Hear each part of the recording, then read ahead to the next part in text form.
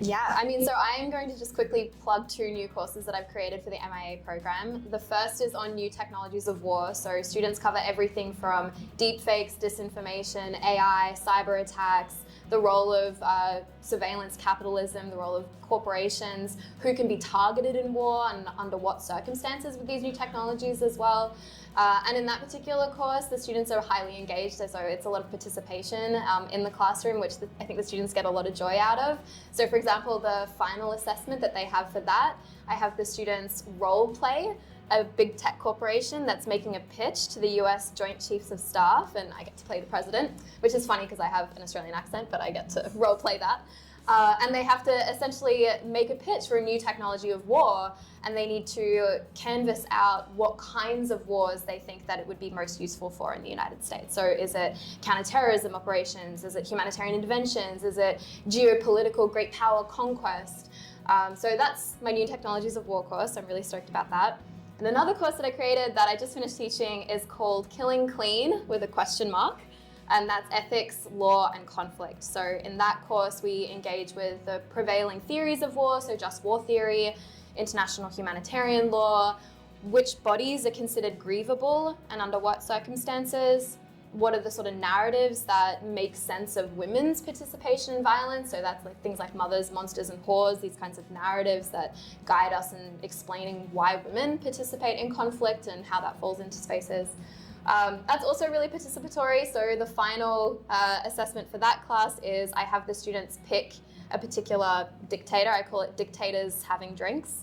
Yeah. And that actually is pedagogically informed. So I have a dear friend, Tim Williams, who wrote a paper on that. It's brilliant. But essentially the students pick a political leader in history, and I get them to sort of sit around, pretend like they're having drinks at a pub, and they are required to explain how their actions would have violated the ethics and laws of war, and how they got away with it, or how they didn't. And they're meant to advise one another as to how. And I've also been teaching international institutions and global governance, which Professor Robbins also teaches. So yeah.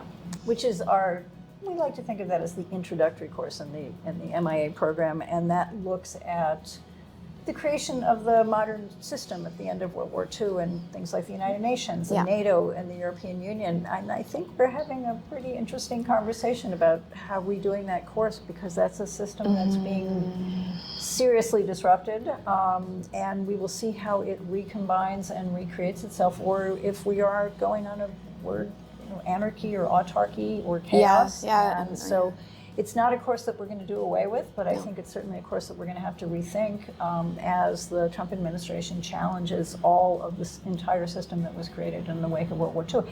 And certainly it's not that the system wasn't creaky. It's not that the system was not fully representative of the world. It wasn't. It certainly didn't represent the global South. It needed to be reformed and challenged. But tearing it apart, destroying foreign aid, leaving Ukraine behind, and these are not good things for anybody. And so I think it's an exciting course to teach, but it's certainly certainly not irrelevant. And I think it's absolutely essential that people understand history. I spent a lot of time teaching history of the world, history of U.S. foreign policy.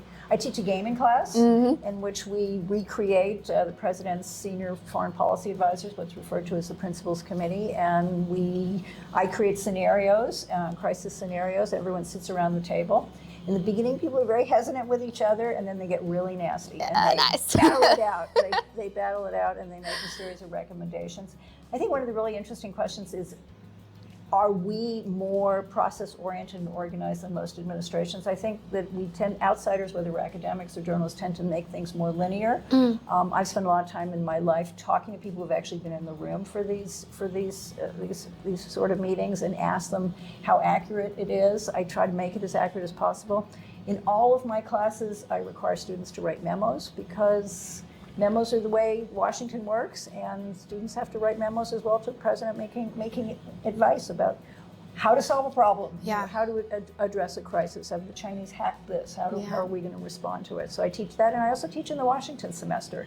And one of the cool things about the Mark School is we have students who apply for internships, and we teach 2 classes in Washington, and I teach a class called Who Makes Policy. And one of the big takeaways is that, yes, a lot of policy gets made in the executive branch, but a lot of it gets made outside of government as well. So that's how that class works. So cool.